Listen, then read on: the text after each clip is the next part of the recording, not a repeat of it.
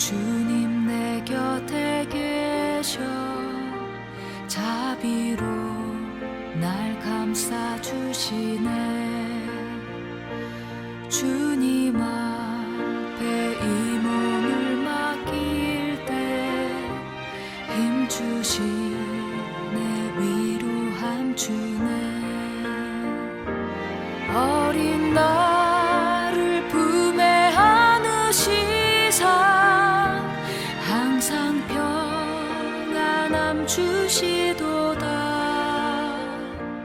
내가 살아 숨을 쉬는 동안 살피신다 약속하셨네. 성도 여러분, 평안하셨습니까? 오늘은 어제에 이어서 창세기 9장 18절에서 29절까지에 있는 말씀입니다. 어제는 노아가 포도주를 마시고 취하여 벌거벗은 채로 누워 있었던 노아의 방심에 대한 교훈이라면, 오늘은 그 노아 아들들이 취한 아버지의 모습을 보고 보인 그 태도와 그 결과에 대해서 우리에게 주시는 말씀입니다. 21절에서 23절까지만 먼저 읽겠습니다. 노아가 포도주를 마시고 취하여 그 장막 안에서 벌거벗은지라. 가나안의 아버지 함이 그의 아버지 하체를 보고 밖으로 나가서 그 두 형제에게 알림해 셈과 야벳이 옷을 가져다가 자기들의 어깨에 메고 뒷걸음쳐 들어가서 그들의 아버지의 하체를 덮었으며 그들이 얼굴을 돌이키고 그들의 아버지의 하체를 보지 아니하였더라. 아멘. 만취하여 벌거벗은 아버지를 본 아들들의 태도, 그리고 그에 따른 결과입니다. 24절부터는 그 결과에 대한 이야기가 나오죠. 좀 포괄적으로 가족이 실수했을 때 어떤 반응을 보이는가, 어떤 태도를 나타내는가가 중요합니다. 우리는 약하기 때문에 실수하고 넘어져서 부끄러운 모습을 보일 수 있습니다. 죄와 탐욕에 치우쳐서 좋지 못한 모습들을 노출시킬 때도 있습니다. 가정이란 공간 안에서 함께 사는 우리 가족의 구성원들에게서 허물이나 죄나 실수를 발견했을 때 어떤 태도를 보일 것이냐, 이것이 오늘 우리에게 주시는 교훈이 아닐까 생각합니다. 노아의 아들들에게서 두 가지 상반된 태도를 발견합니다. 먼저는 함의 태도입니다. 22절에 따르면 이 함은 아버지가 만취하여 벌거벗은 채로 누워있는 그 모습을 보고, 하체를 보고 밖에 나가서 형제들에게 알렸다, 고했다라고 말합니다. 여기에 보았다라는 말은 우연히 지나가다가 보는 것이 아닙니다. 여기 보았다는 말은 흥미있게 재미를 가지고 보았다 하는 뜻입니다. 다시 말하면 아버지가 취하여 벌거벗은 채로 누워있는 모습을 재미있게 보고 즐겼다. 다르게 말하면 아버지의 모습을 비웃었다 하는 뜻이기도 합니다. 그리고 밖에 나가서 형제들에게 이 사실을 알립니다. 장막 안에서는, 집 안에서는 아버지의 실수와 허물을, 죄를 보고 비웃을 뿐 아니라 밖에 나가서는 그 아버지의 허물을 떠벌리고 비웃고 다녔다 하는 뜻이지요. 결국 이 함은 어떻게 됩니까? 함과 그의 자손들은 노아가 술이 깨어서 그 사실을 알고 저주하였다. 형제들의 종이 되기를 원한다라는 말을 하죠. 결국 함은 그 형제들보다 아래 위치, 노예의 위치에 처하게 되는 겁니다. 반대로 노아의 또 다른 아들들 셈과 야벳이 있습니다.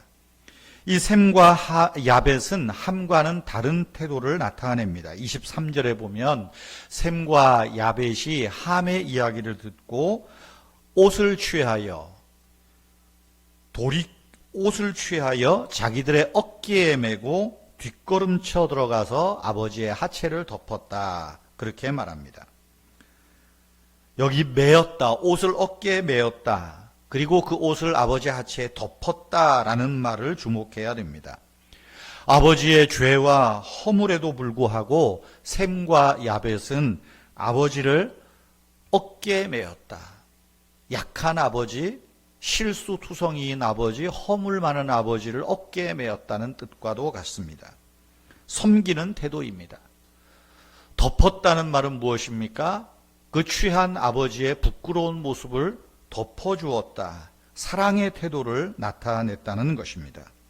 셈과 야벳은 아버지를 존중하고 그 아버지의 부끄러움을 떠안는 태도를 보인 것입니다.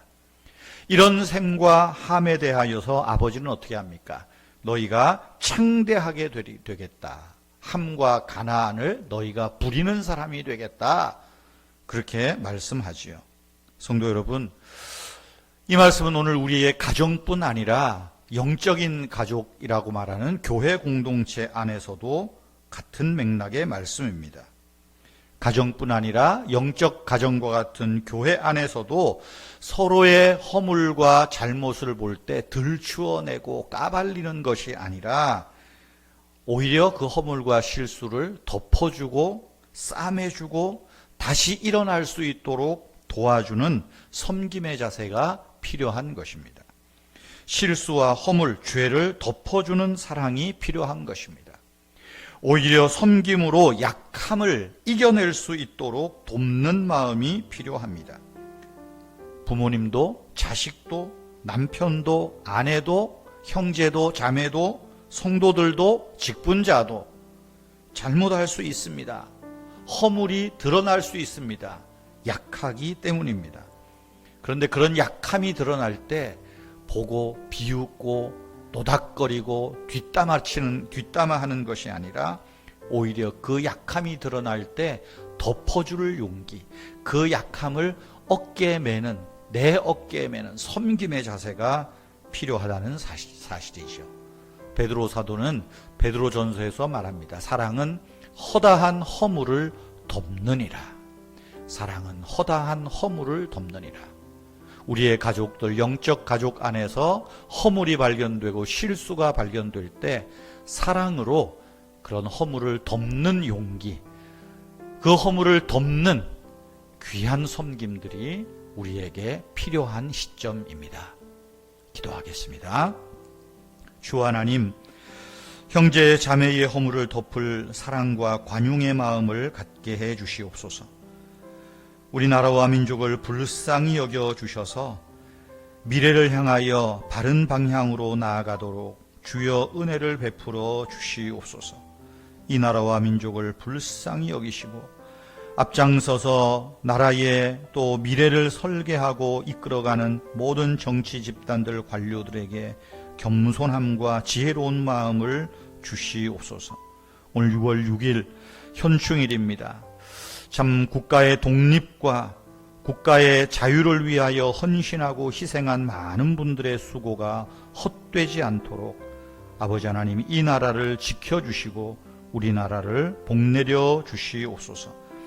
위정자들이 국민의 마음을 편안하게 하는 정책을 펴가게 하시고 우리 사회의 가난한 사람들, 장애를 가진 분들, 빈곤과 참 외로움에 처해 있는 사람들을 돌보아 주시고 하나님 또 그들을 위한 바른 공감과 또 그들을 위한 정말 사람 사는 세상을 만들어가는 이 나라가 되게 하여 주시옵소서.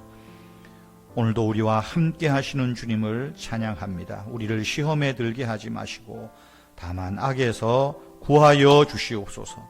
주 예수님의 이름으로 기도하옵나이다. 아멘. 자유로이 기도하시겠습니다.